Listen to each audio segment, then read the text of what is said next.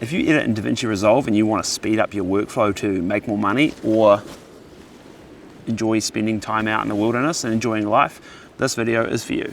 Let's go. Firstly, we need to talk about organization.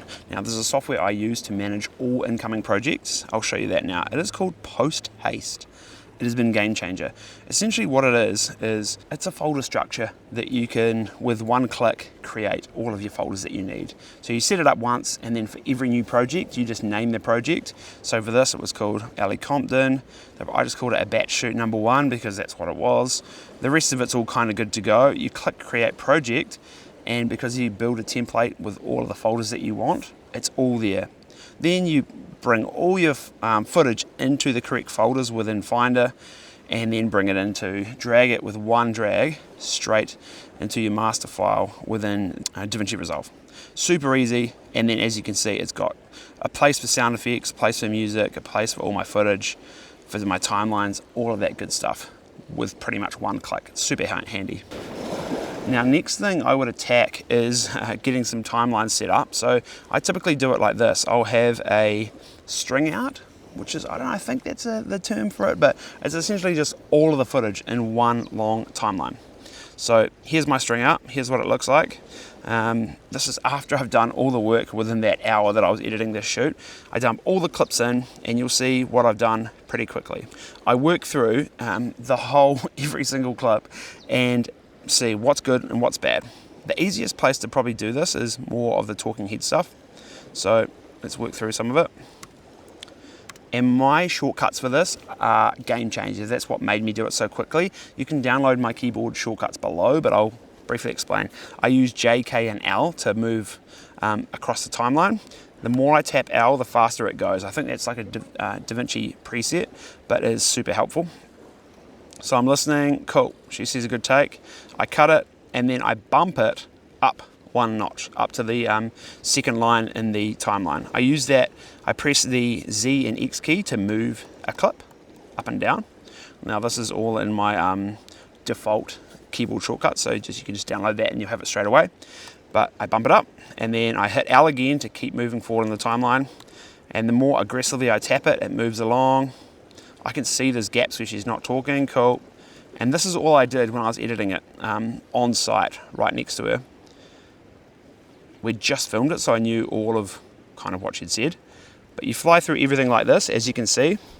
And there were a couple moments that I thought, oh, these are quite funny.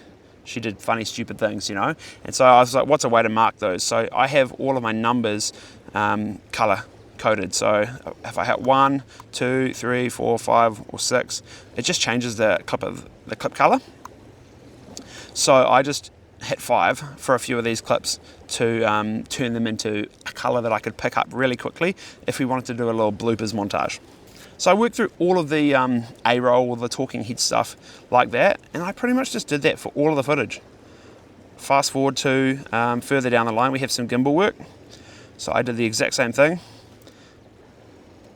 Find the best take, find the moment where it works. Cool, bump that up and leave the rest of it.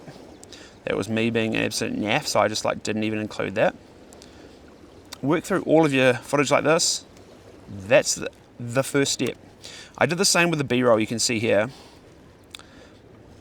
But it's more shorter little nuggets, it's shorter little moments. Because the goal of the shoot was to get footage for Ellie to use on her social media. Now she's a bit of a whiz with CapCut and editing herself. She creates her own content, so she just wanted high quality clips to be able to use for her own promotional stuff, and she wanted to be able to grab them from a folder and play. And so I exported all of these clips that I've bumped up on the timeline. I exported them all to her to be able to use. So once that was all done, like this one here is a massive long clip of her having a bit of fun, doing a few different things, with the plan of me masking and having a bit of a creative play with that, which I can show you in a second. So once I worked through all of the footage, that was honestly the majority of the time, was this part of the process, bumping up all the good stuff. Let's move on to the next step. Now the next step is to move to what I call a cut down, which is just taking all of the best bumped up stuff, copying it and putting it in a fresh timeline. How I do that is, you could do it just simply like this. Highlight all of those, hit Command C to copy them. Then you can just move to your new timeline, paste them in, but you'll see there's all these gaps and they're a bit all over the show. I hit Z or Z to bring them down to the bottom timeline and then the bottom line, and then to condense it you can hit Option D and it squeezes everything together. But I don't need to do that because I've already done it. Super game changer, super easy. Cool. And to zoom in and out of the timeline, I'm just using A and S on the keyboard. Super helpful. So now I'm left with all of my clips, all ready to go. But the big problem with these clips was they were not color graded. They look like that because I was shooting on a mixture of FX6 and A7 IV, I think, for this shoot. So I needed to color grade them. That is the next step. Now this is where a little bit of the secret sauce comes in on the color grading side of things, and that's where you can speed up and take a hell of a lot of less time than your average Joe. Okay, it's starting to get windy here down at the lake, but we're going to soldier on because we're on to one of the fun parts, color grading. So how I did this was I picked a couple of clips like you can see on the screen right now, and I started with them as my base. You can see my power grade here. You can download my power grade for free as well. I'll put that in the link in the description. It'll be similar-ish to this. I haven't changed too much in the last year or so. I don't even really want to dive into the power grade right now because that'll just take a whole video in itself. But I found one of my core power grades that worked. I was like, great. Only main thing I did was have a play with this DCTL. Honestly, it is such a game changer. It's a mono nodes balanced DCTL version 1.3. It's just like a quick way to check your skin tones. So yellow on her face like that means that her skin is on point. Okay, that's what you want. A little hint of purple there, a little hint of green in the background.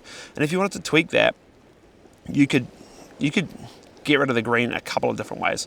I don't want to dive into that, but you could just do a basic little tint like this and get rid of more of that green cast in the background, but then you're introducing more stuff. I don't want to dive too deep, but this was, like I say, a edit, color grade and delivery within 1 hour of the shoot.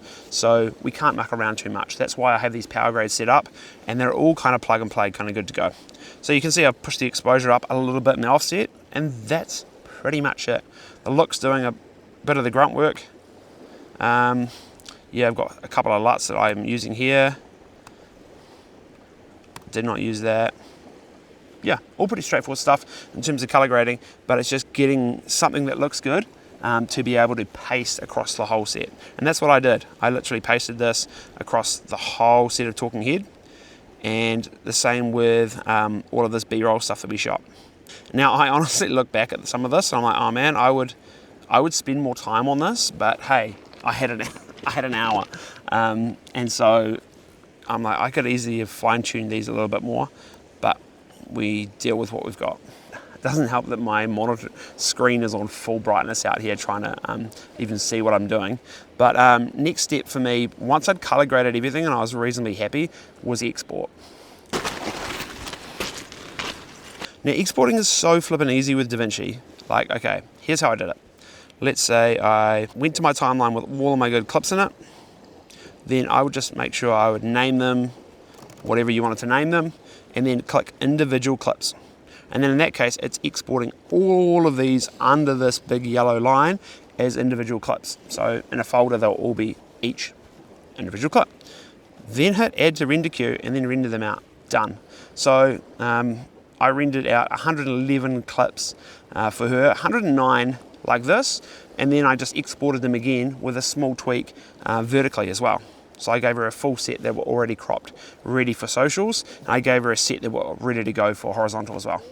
I honestly love editing quickly. I love editing with urgency, with a goal, with a time frame. I'm sitting on a wedding film right now that has been like 6 to 8 weeks, and I'm slogging at it, and there's just no real deadline. They're super chill, and I don't like that. I would much rather have, okay, it needs to be done this afternoon.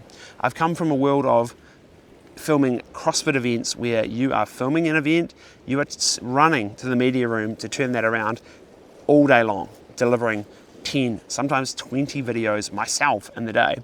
So I love this. I love the urgency of it. And these are some of the shortcuts that I've learned along the way that have super helped me. I'll quickly talk about the vertical timeline. Like I mentioned, I was having a bit of fun with this masking to put a bunch of alleys in the same shot. And how I did this whole timeline for those who are fresh to DaVinci is you can just right click, timeline settings, and then when you go here you tick a box to say use vertical resolution, and then you are working with a vertical timeline. Super easy. The latest DaVinci is also a bit bougie where it has like this preview window, which is good and bad, but it's really nice if you want to just have a bit more screen real estate. That's pretty much it for this project. I wanted to get a YouTube video out this week, and I hope you learned a thing or two in it. Hopefully you can take a few nuggets away to speed up your workflow in DaVinci. If you want to get more into the freelance side of things, I've got a whole freelancer playbook talking about branding, positioning, how to quote, and how to do actually all of the other stuff besides the fun filming and editing. There's actually so much more to it, and that can be the difference between having a successful business and not. Like, it's all well and good to be able to edit some stuff, but if you can't price yourself properly, you're kind of stuffed as a business. So there'll be a link to that below as well. Have a good night, have a good day, wherever you're from in the world. Take care. Cheers.